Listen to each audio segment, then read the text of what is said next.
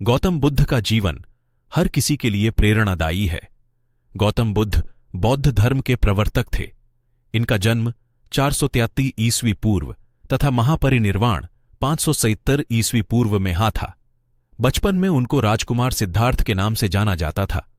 बौद्ध ग्रंथों के अनुसार गौतम बुद्ध के जन्म से 12 वर्ष पूर्व ही एक आर्षि ने भविष्यवाणी की थी कि यह बच्चा या तो एक सार्वभौमिक सम्राट या महान आर्षि बनेगा। 35 वर्ष की आयु में उन्हें ज्ञान की प्राप्ति हुई थी। वह संसार का मोह त्याग कर तपस्वी बन गए थे और परम ज्ञान की खोज में चले गए थे। आइए आज हम आपको सिद्धार्थ के महात्मा बुद्ध बनने तक के सफर के बारे में बताते हैं। जन्मकाल बुद्ध का गोत्र गौतम था। बुद्ध का वास्तविक नाम सिद्धार्थ गौतम था। उनका जन्म शाक्य गणराज्य की राजधानी कपिलवस्तु के निकट लुम्बिनी में हुआ था। बुद्ध के जन्म के 7 दिन के भीतर ही उनकी माता का देहांत हो गया था। उनका पालन पोषण उनकी मौसी गौतमी ने किया था। शिशु का नाम सिद्धार्थ रखा गया था। शाक्य वंश के राजा शुद्धोधन सिद्धार्थ के पिता थे। सिद्धार्थ के जन्म से पूर्व हुई भविष्यवाणी से परेशान होकर उनके पिता ने उन्हें तपस्वी बनने से रोकने के लिए राजमहल की परिधि में रखा। गौतम राजसी विलासिता में पले बढ़े। बाहरी दुनिया से आक्रांत, नृत्य करने वाली लड़कियों द्वारा मनोरंजन, ब्राह्मणों द्वारा निर्देशन और तीरंदाजी, तलवारबाजी, कुश्ती, तैराकी और दौड़ में प्रशिक्षित किए गए थे। कम उम्र में ही उनका विवाह राजकुमारी यशोधरा से करा दिया गया। दोनों का एक पुत्र भी हुआ जिसका नाम राहुल था। सिद्धार्थ बचपन से ही अत्यंत करुण हृदय वाले थे।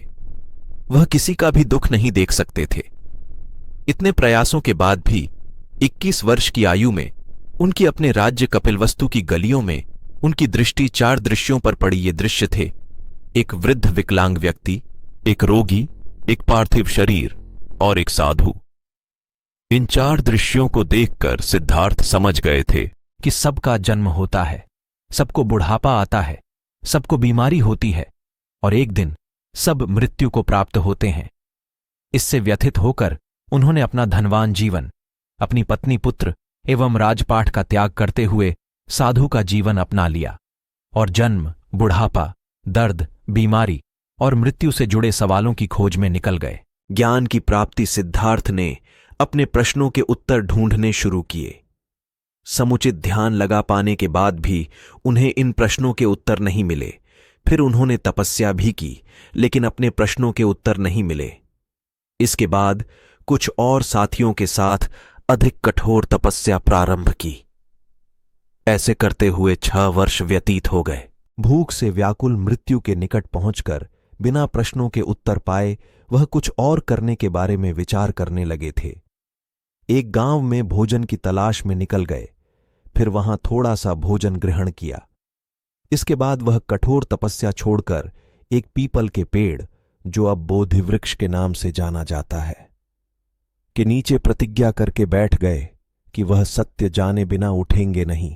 वह सारी रात बैठे रहे और माना जाता है यही वह क्षण था जब सुबह के समय उन्हें पूर्ण ज्ञान की प्राप्ति हुई थी। उनकी अविजया नष्ट हो गई और उन्हें निर्वण यानी बोधि प्राप्त हुई और वे 35 वर्ष की आयु में बुद्ध बन गए। बुद्ध को शाक्य मुनि के रूप में भी जाना जाता है। 7 हफ्तों तक उन्होंने मुक्ति की स्वतंत्रता और शांति का आनंद लिया। प्रारंभ में तो वह अपने बोधि के बारे में दूसरों को ज्ञान नहीं देना चाहते थे। बुद्ध का मानना था कि अधिकांश लोगों को समझाना बहुत मुश्किल होगा।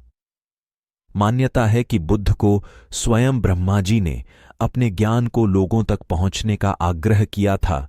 फिर वह इस पर सहमत हो गए। इस तरह उन्होंने अपना पहला धर्मोपदेश उत्तर प्रदेश के वाराणसी के पास सारनाथ में अपने पहले मित्रों को दिया था।